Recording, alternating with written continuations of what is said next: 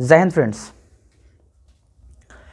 Modern history की जो ये एक स्टोरी टाइप की जो पूरी सीरीज़ थी, जिसको मैंने कोशिश किया था कि पूरा जो चैप्टर है first modern history class 11th NCERT, name of the chapter decline of Mughal empire.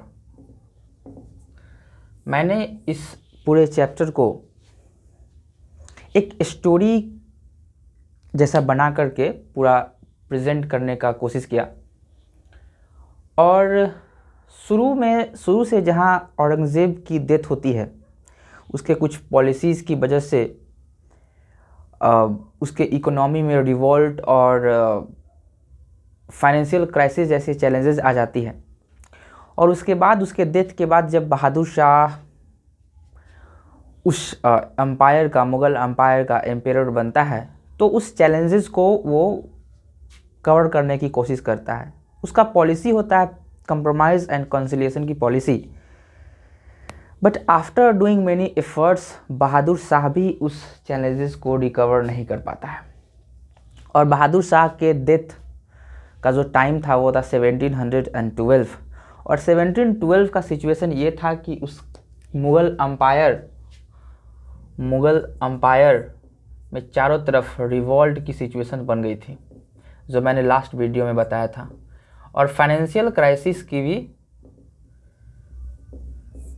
एक बहुत बड़ी चुनौती थी। रिवॉल्ट करने वाले लोग थे जाट, मराठा, राजपूत। और financial crisis reckless grants of jagirs की वजह से और प्रोमोशंस की वजह से ये, और वॉर की वजह से फाइनेंशियल क्राइसिस इकोनॉमी में क्रिएट हो चुकी थी। अब जब बहादुर शाह इस चैलेंज को कवर नहीं कर पाता है और 1712 में उसकी डेथ के बाद सिचुएशंस इतनी वीक हो जाती है इस एम्पायर की कि बहुत सारे नोवेल्स जो थे वो एक अलग तरह के सिचुएशन को क्रिएट करते हैं मुग़ल एम्पायर में। और वो किंग मेकिंग करना शुरू कर देते हैं, राजा बनाना शुरू करते हैं। पहला एग्जांपल मैंने लास्ट वीडियो में बताया था, जब जहांदार शाह को जुल्फ़िकार खान, एक नोवेल उस समय का the most powerful noble of the time was Zulfiqar Khan, जिसने जहांदार शाह को रूलर बनाया और पूरी एडमिनिस्ट्रेशन को अपने हैंड में किया। अल्दो जहांदार शाह 1 साल के बाद ही उसका जो नेफ्यू था फारूक सियार, उसके द्वारा उसको रिप्लेस किया। तो जब फारूक सियार जब राजा बना मुगल डायनेस्टी का, तो इसको भी एक नोवेल ने सपोर्ट किया जिसका नाम था Syed brothers.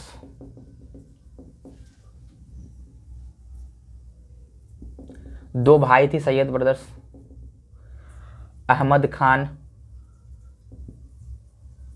The wazir of Mughal empire and Hussain Ali Khan Barha, Mir Bakshi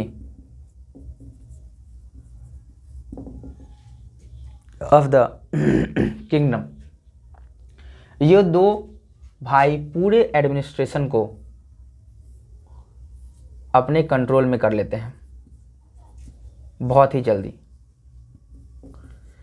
पूरा मुगल एडमिनिस्ट्रेशन इन दो भाइयों के कंट्रोल में होता है, क्योंकि नोबेल बनते हैं, फारूक सियार को राजा बनाया। फारूक सियार was not a complete ruler. Farooq सियार एक वीक, नॉट एबल रूलर था, एक कमजोर रूलर था। फारूक सियार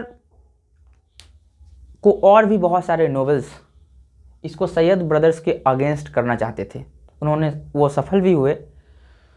फारूक सियार जो था और भी अदर नोवेल्स के बहकावों में आकर के इंट्रिग करने लगा सैयद ब्रदर्स के against.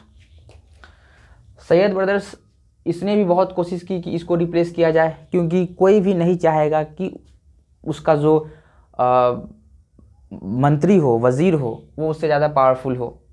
Although he was powerful because of money and the most powerful man of the time, अब सिचुएशंस ये हुआ कि फारूक सियार सैयद ब्रदर्स को कुछ करने देता नहीं था, उसके हाथ में पूरी पावर देना नहीं चाहता था, बट उतना वीक और उतना स्ट्रॉन्ग रूलर था भी नहीं। इसलिए बहुत ही जल्दी सैयद ब्रदर्स ने फर्स्ट टाइम इस हिस्ट्री में ऐसा हुआ कि एक नोबल ने अपने राजा को मार दिया, मंत्री ने राजा को ही मार दिया। और ये जो सैयद ब्रदर्स थे, इन्होंने फारूक सियार को डिस्पोज कर दिया, किल कर दिया। इसके बाद दो और राजा थे, उसको बनाया, बट वो बहुत ही कम दिनों के लिए बने वो दो राजा। उसके बाद सैयद ब्रदर्स ने 1719 आई थिंक में मोहम्मद शाह को राजा बनाया। मोहम्मद शाह की एक अपनी एक दिलचस्प स्टोरी है। इसको रंगीला कहा जाता था, इसलिए रंगीला कहा जाता था क्योंकि ये एक ऐसा आदमी था जो अपने दरबारियों के घूस में हिस्सा मांगता था। अगर दरबारी 10 रुपया लेते हैं हिस्सा, तो बोलता था 5 मुझे दे दो। एनसीईआरटी लिखती है takes bribes, takes share in the bribes when their officials take that. तो इसकी अलग एक दिलचस्प कहानी है। लेकिन जब सैयद ब्रदर्स के हैंड में जब पूरी एडमिनिस्ट्रेशन होती है, तो ये समझते हैं सैयद ब्रदर्स कि इंडिया में रूल करने के लिए उनको रिलीजियस टॉलरेंट होना पड़ेगा, नन हिंदू के साथ लिबरल रहना पड़ेगा, और जो भी रिवोल्ट करने वाले जो जैसे रूलर्स हैं, जैसे कि राजपूत, मराठा और जाट जैसे जो लोग हैं रूलर्स हैं, इनके साथ इनको कॉम्प्रोमाइज़ करना पड़ेगा, ये इन्होंने समझा। इसलिए ये हिंदू के प्रति और नन हिंदू के प्रति टॉलरेंट थे। इन्होंने रिलीजियस टॉलरेंस की पॉलिसी को फॉलो किया, क्योंकि वजीर किसी भी अंपायर का मंत्री होता है और मंत्री के हाथों में बहुत पावर होता है। जैसे कि जुल्फ़िकार खान ने बहुत सारे अच्छे से पॉलिसी को इंट्रोड्यूस किया। इजारा की वजह से उसको बहुत क्रिटिसाइज़ किया गया कि इजारा के कारण बहुत सारे फार्मर्स और पीजेंट्स को नुकसान हुआ। लास्ट वीडियो में मैंने बताया था। तो वो नोबल भी अच्छा काम किया, सैयद ब्रदर्स भी अच्छा काम करना चाहते थे। जैसे कि इसने मराठा को स्वराज दिया।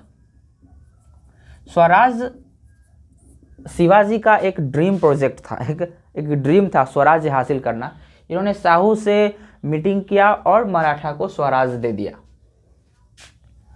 और भी ऐसे इनके कई सारे पॉलिसीज़ थे जो ये शो करता है कि सैयद ब्रदर्स एक लिबरल एटीट्यूड के साथ इंडिया में रूल करना चाहते थे। और इन्होंने समझा कि भारत जैसे कंट्री में जहाँ इतनी डाइवर्सिटी है रिलीजन में और इतनी सारी रीजनल और जियोग्राफिकल डाइवर्सिटी है, तो इन सब जैसे कंट्री को रूल करने के लिए इनको टॉलरेंट एटीट्यूड को एक्सेप्ट करना पड़ेगा। तो इन्होंने किया भी। और मोहम्मद शाह को राजा बनाने के कुछ ही दिन बाद इनको सैयद ब्रदर्स को मार दिया जाता है। हुसैन अली खान बर्राह को पहले मारा जाता है, बाद में इनके बड़े भाई अहमद खान को। इनको बहुत ही इंट्रीग करके, साजिश करके मारा जाता है और मोहम्मद शाह के रीन में ही ये मारे जाते हैं। मोहम्मद शाह को इन्होंने ही राजा बनाया। मोहम्मद